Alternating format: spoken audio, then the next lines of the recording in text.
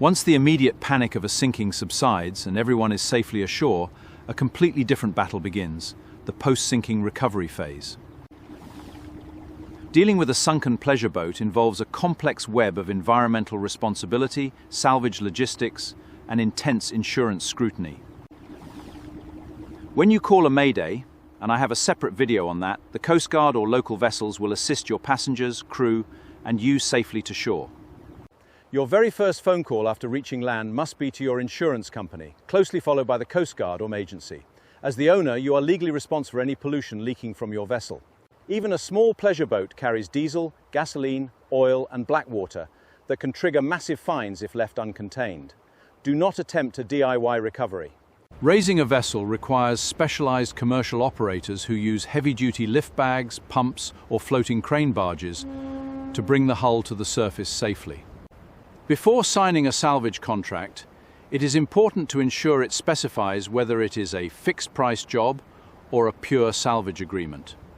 Pure salvage is governed by maritime law, and it can result in the salvage company claiming a significant percentage of the boat's total value as their reward.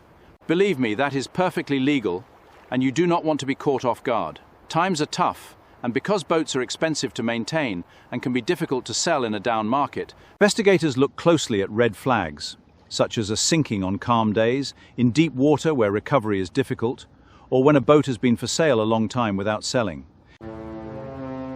They will launch a deep dive into your maintenance records and conduct a full hull post-mortem to look for evidence of intentional neglect or sabotage.